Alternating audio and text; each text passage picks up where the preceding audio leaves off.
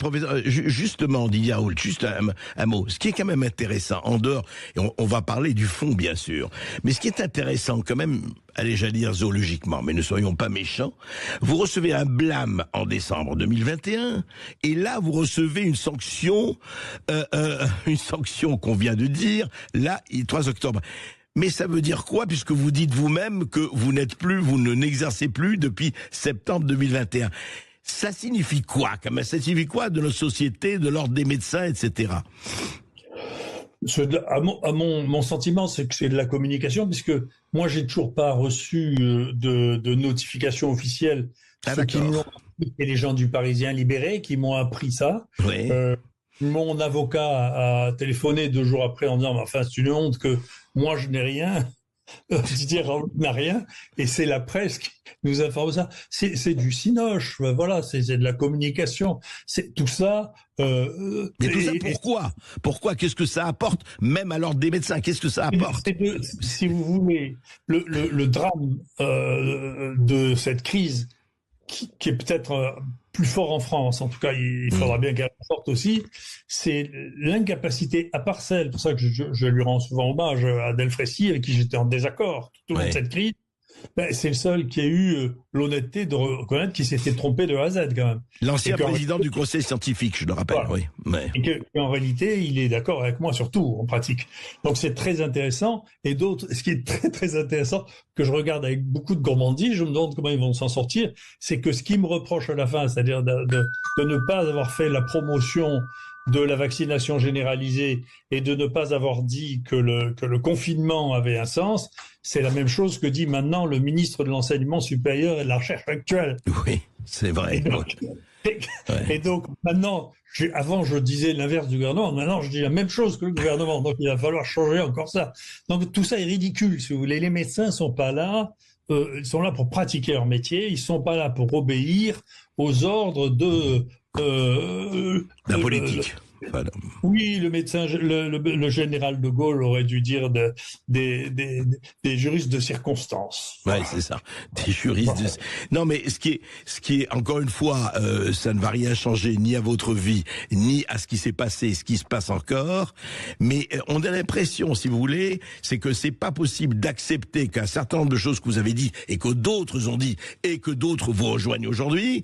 Et on a un certain nombre de gens qui disent ah non, c'est pas possible que ce soit formulé, que ce soit exprimé. Il faut rester sur le fait qu'il n'y a aucun effet secondaire, aucun dommage collatéral, qu'il fallait vacciner tout le monde, etc., etc. Et que si on dit, encore une fois, le contraire, on s'écarte de ça, eh bien, c'est un péché contre l'esprit. C'est quand même étonnant en 2024.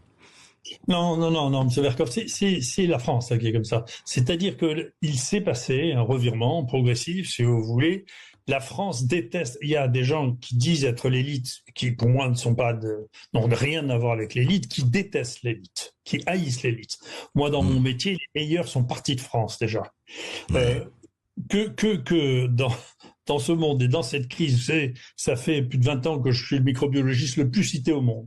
Je fais partie des 2 premiers, je suis le 2e hélas, des scientifiques français, tous domaines confondus, les plus cités. D'accord. Et que les gens disent que c'est Véran qui n'a rien foutu dans la science de sa vie, mais fait que magouiller cet homme, et on le voit bien d'ailleurs, que son métier c'est de retourner à la magouille avec les labos. Enfin, au bout d'un moment, il faut regarder les choses. Il lui a succédé une jeune femme très sympathique, mais qui était secrétaire médicale et qui est maintenant nommée à l'IGAS après avoir été ministre pendant quelques semaines avant de se faire battre aux élections. Et puis, on a mis un ministre qui lui était médecin, qui avait fait sa thèse au miracle sur l'hydroxychloroquine, montré que ça n'était pas toxique aux doses auxquelles je l'utilisais. Et vous savez, Azalbert a publié son dialogue avec Monsieur Braun sur sa thèse. Et quand il lui a dit, mais comment ça se fait que vous n'ayez pas vu que l'étude anglaise auquel vous faites référence utilisait des doses toxiques, il lui a répondu qu'il n'avait pas lu les protocoles. Le ministre lui a répondu ça. Il n'avait pas lu les protocoles, oui. Il n'a pas lu. Vous voyez avec qui on est obligé de discuter, c'est incroyable. Moi, je discutais avec Véran quand il me parlait encore, quand je l'ai alerté, j'étais le premier à alerter sur le fait que ce virus mutait plus que ce qu'on l'imaginait. Il m'a regardé, il était à 1 mètre de moi, il m'a dit ce virus ne mute pas. Il n'a jamais vu une séquence de sa vie. Moi, j'ai été le premier premiers laboratoires de microbiologie au monde à avoir un séquenceur automatique en 92. Vous vous rendez compte que ces gens nous disent à nous ce qui est. Et donc, cette absolue folie de penser que l'autorité administrative donnée à des oiseaux remplace la connaissance est quelque chose qui fait peur. Oui, en tout cas, qui pose vraiment question, et surtout, si vous voulez, par rapport à ce qui s'est passé et ce qui se passe là, c'est qu'on se dit, alors vous me dites c'est peut-être spécifique à la France, mais on se dit, mais attendez, à un moment donné, est-ce que on ne peut pas s'entourer, je parle des princes qui nous gouvernent ou qui aspirent à le faire, de gens qui connaissent un peu ce dont ils parlent. C'est toujours pareil, c'est quand même étonnant. Enfin, il y a des gens, on peut, et surtout, j'étais très frappé quand même. Je voudrais revenir à ça, Didier Raoult. On se rappelle, on a commencé à parler il y a 3 ou 4 ans, et je me rappelle que vous étiez en 2020, vous étiez le chouchou des médias, c'est-à-dire tout le monde venait vous voir, c'était presque, on venait baiser la mule du pape, le président de la République est venu vous voir, beaucoup d'autres gens sont venus vous voir, vous envoyez des gens, et à un moment donné, puis tout le monde est journaliste, etc., et à un moment donné, revirement, et je parle pas seulement du revirement médiatique, du revirement politique et autres. Est-ce que franchement, aujourd'hui, avec le recul, c'est parce que vous avez osé avancer que l'hydroxychloroquine pouvait faire du bien, ou pas? C'est quoi? Ah oui, c'est ça. C'est-à-dire que, si vous voulez, vous rendez pas compte l'appétit que peut donner d'avoir une épidémie qui arrive avec un virus inconnu. Alors ça soulève des appétits qui sont extraordinaires.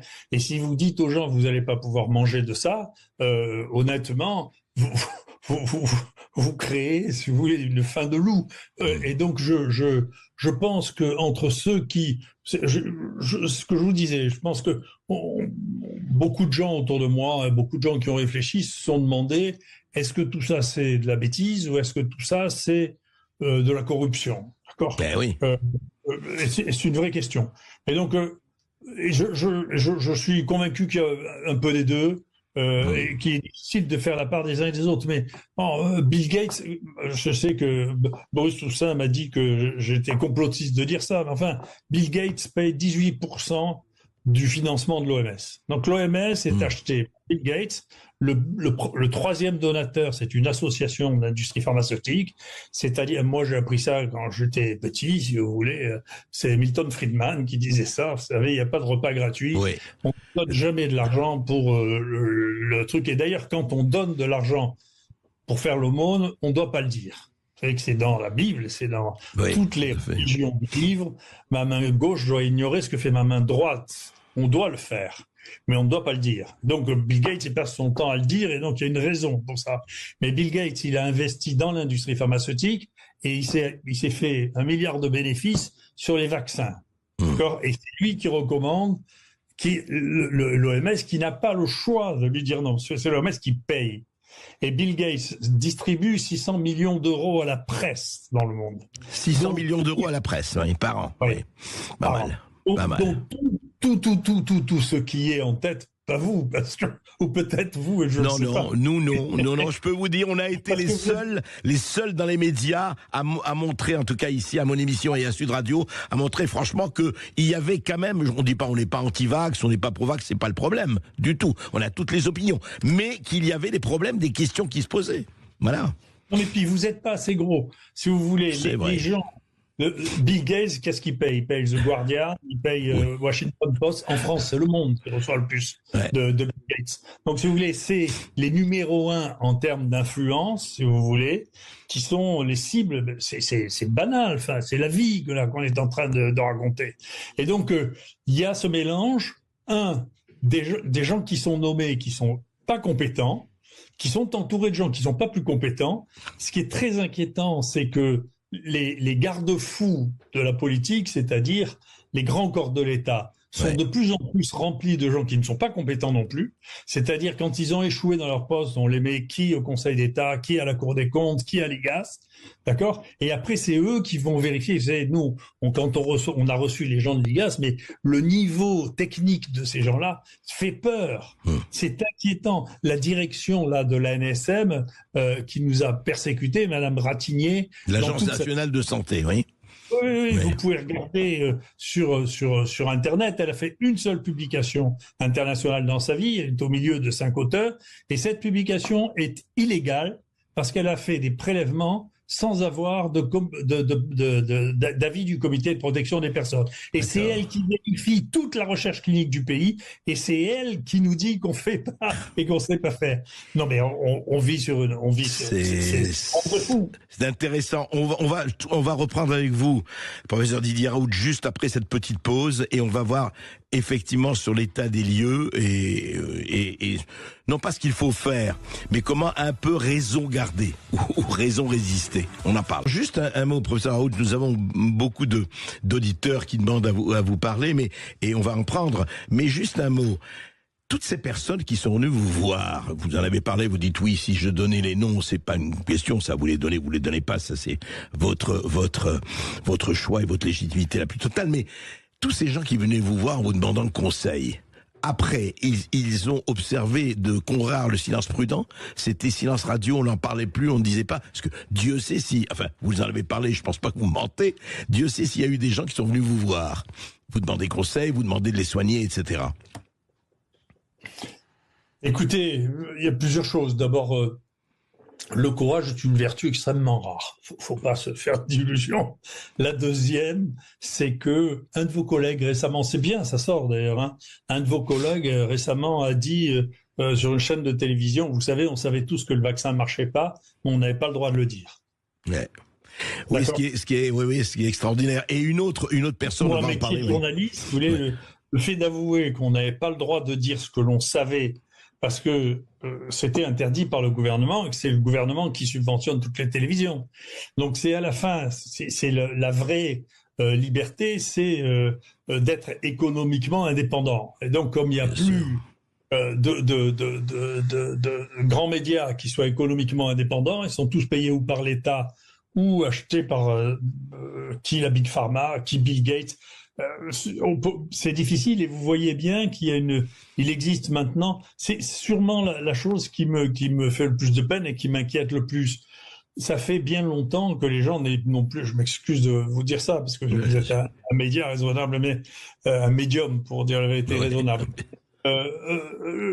Les gens n'avaient déjà aucune confiance dans les journalistes et les hommes politiques. Ça fait, si vous regardez, on les publie plus maintenant les sondages sur l'estime des gens par métier parce que personne ne voudrait payer. Ça devient compliqué. Ouais. On dirait que les pires, de toute manière, les plus détestés, c'est les hommes politiques et les journalistes. Mais nous, les médecins, les chercheurs, c'était nous qui étions les préférés.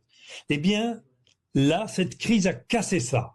C'est-à-dire que il y a une perte de confiance d'une partie de la population pour les messages officiels de la médecine, et il y a une perte de confiance chez les chercheurs. Pourquoi ? Parce qu'ils se sont rendus compte qu'un certain nombre d'entre eux avaient des rapports qui étaient incestueux avec l'industrie pharmaceutique, parce qu'il y en avait qui avaient tellement peur qu'ils n'osaient plus parler, et donc ce qui restait de confiance-là a disparu. Et la réponse à ça, c'est une réponse très très inquiétante que vous connaissez. Il y a un jeune pompier, là, vous savez, qui avait refusé de se faire vacciner, qui pour être repris a fait un faux pass et qui vient de gagner son procès pour pouvoir rentrer malgré ce faux pass. Parce que, si vous voulez, ce qui va répondre aux ordres imbéciles, c'est la désobéissance civile, et la justice va reconnaître que la désobéissance civile est justifiée quand on vous oblige à faire des bêtises. Voilà. Oui, et donc ça, c'est un tournant social, ça. Hein, c'est-à-dire que il faut faire attention, il ne faut pas trop jouer avec ça. Et non, il ne faut pas généraliser, c'est grave, c'est vrai. C'est gravissime. La société, elle tient par un consensus social. S'il n'y a pas de consensus social, c'est-à-dire que si on pense vraiment... Donc les gens peuvent se tromper, il faut reconnaître qu'on s'est trompé. Les Suédois se sont trompés au début, ils ont reconnu qu'ils s'étaient trompés, la manière dont les décisions ont été prises, il n'y a pas qu'en France qu'elles ont été prises. Boris Johnson était complètement cinglé aussi. Quand il expliquait comment il a pris la décision du confinement, que nous avons imité, hein, il l'a prise parce que sa copine d'Écosse l'avait prise et qu'il ne voulait pas la vexer. C'est écrit tout ça. Donc, si vous voulez, au bout d'un moment, il va bien falloir qu'on remette tout ça en place et qu'on dise, écoutez, pour pas être puni, suivre le voisin. Et ce que vous dites, le plus grave, c'est qu'il faut pas casser ce consensus. Il faut pas que tout le monde croie que tous les médecins, que tous les chercheurs sont inféodés, achetés, etc. Ça devient quelque chose de effectivement très préoccupant, ça. Et ce n'est pas vrai que tous, heureusement d'ailleurs. Juste un mot, je crois que nous avons un auditeur. Oui, nous avons un auditeur et c'est Jean-Marc. Jean-Marc qui nous appelle de Narbonne. Bonjour Jean-Marc. Bonjour Jean-Marc. Bonjour André, bonjour professeur. On a le droit d'être intelligent, professeur, comme votre chaîne YouTube, mais il y a des personnes qui n'ont pas la capacité, je crois. Et vous disiez aussi que la France était un hôpital psychiatrique à ciel ouvert. Et je crois que c'est le monde occidental qui est un hôpital psychiatrique à ciel ouvert. J'ai eu la chance d'être soigné, ainsi que tous mes proches, par le professeur Raoul ainsi que son équipe. Quand on dit que le professeur Raoul est anti-vax, c'est complètement faux. Enfin, moi, bien sûr qu'on en a tous la preuve, mais le compagnon à ma maman a passé 10 jours chez le professeur Raoul alors qu'il avait fait ses 3 doses. Donc, le professeur Raoul, il a sauvé la vie. Et puis après, le professeur Raoul l'a vacciné pour le pneumocoque. Vous voyez, donc il y a des vaccins qui servent et il y a des vaccins qui ne servent pas. Quand moi j'ai eu la chance de visiter une partie de l'IHU de Marseille, je peux vous dire qu'il y a eux et les autres. Sans rentrer dans les détails, ils jouent pas dans la même catégorie. Pas dans la même catégorie. Quant à tout ce qui s'est passé, c'est qu'une histoire, malheureusement, hein, les gens ont du mal à le comprendre. C'est qu'une histoire politique et d'argent. Ce n'est pas autre chose. C'est l'incompétence et l'argent. Ce n'est pas autre chose. Et malheureusement, c'est sûr que dans un cerveau humain, c'est difficile de penser que le gouvernement a fait toutes ces décisions juste à cause de l'incompétence et de l'argent. Et pourtant, c'est le cas. C'est exactement le cas. Et merci au professeur Raoul, merci à vous André. Merci à vous Jean-Marc. Donc, vous voyez, Jean-Marc, Didier Raoult, lui, il écarte la bêtise, lui. Il pense à l'incompétence et au conflit d'intérêts. Je sais pas si c'est le cas, mais au-delà de ça, franchement, rétablir la confiance. Comment faire qu'il y ait, vous savez, ce dont vous parlez, c'est au cœur de la campagne américaine avec Elon Musk qui défend vraiment à fond la liberté d'expression. On aime ou on n'aime pas Musk, mais enfin, il fait un travail quand même assez remarquable de ce point de vue-là. Et on dit comment le premier amendement de la Constitution américaine, mais comment rétablir cette confiance qui est très entamée, à votre avis? Comment peut-on la rétablir? Premièrement, je pense qu'effectivement, il faut rétablir la liberté de parole et la liberté d'information. Je pense que c'est essentiel. Ça s'est effacé. Il y a toujours eu. Faut pas se leurrer. Tous les pouvoirs ont toujours utilisé de la propagande, de la censure. C'est consubstantiel, si je puis me permettre cette réflexion théologique. Simplement, il faut que ce soit borné. D'abord, effectivement, je pense que le troisième pouvoir habituel doit vraiment être indépendant. C'est-à-dire que je pense qu'il faut trouver un mécanisme pour que la justice soit totalement indépendante du garde des Sceaux et totalement indépendante de la politique. C'est peut-être stupide, mais ça existe. C'est peut-être utopique, mais ça doit se faire, absolument. Voilà, aux États-Unis, les juges sont élus. Ils sont pas nommés par le gouvernement, ils sont élus par le peuple. Et donc, il y a un contre-pouvoir, il y a une contre-manière de pouvoir. Quand le pouvoir dérive, eh bien, il faut qu'il y ait un pouvoir. Vous savez, les Américains sont amoureux de Montesquieu, qui a écrit ça, formalisé ça le premier. Et nous, on a l'impression que la France ne connaît pas Montesquieu. C'est la séparation du pouvoir. C'est essentiel. Et là, on l'a vu, il n'y a plus du tout de séparation des pouvoirs. Il n'y a plus qu'un seul pouvoir qui est l'exécutif. Le Parlement n'a servi à rien pendant toutes ces années. Et la justice, écoutez, on se pose la question de connaître son indépendance. Il y a certainement des individus qui sont vrais individus et qui ont permis de faire sortir des affaires et de faire des choses. Mais le flux général, tant que c'est les mêmes qui vous nommeront, qui assureront votre progression dans la carrière, qui tiendront les ficelles, bien entendu, vous n'aurez pas de liberté. Il faut qu'il y ait quelque chose d'autre. C'est tout le problème, et il faut que ce soit aussi valable pour les chercheurs, pour les scientifiques, pour toute la société civile. Si cette société civile n'est pas représentée, on voit bien ce qui se passe, quoi. C'est ça. Et puis, d'autre part, si vous voyez, la France va mal depuis, dans le monde que je connais, dans le monde de la recherche et de la médecine, la France va mal depuis longtemps. Et sa stratégie qui s'accélère actuellement, c'est de casser tous les thermomètres qui montrent que notre production scientifique est très faible. On doit être au-delà de la 30e place si on rapporte ça à la population. Faut regarder l'état des hôpitaux. On manque de médecins depuis 30 ans. Vous savez, je ne veux pas faire de la peine aux adorateurs de Madame Veil, mais enfin, c'est elle qui a fait s'écrouler le nombre de médecins. On est passé de 8000 médecins par an à 3000 médecins par an, avec une population qui grandissait et qui vieillissait. Donc, si vous voulez, c'est pas d'hier qu'il y a des gens qui prennent des décisions idiotes, hein, quand même. Hein.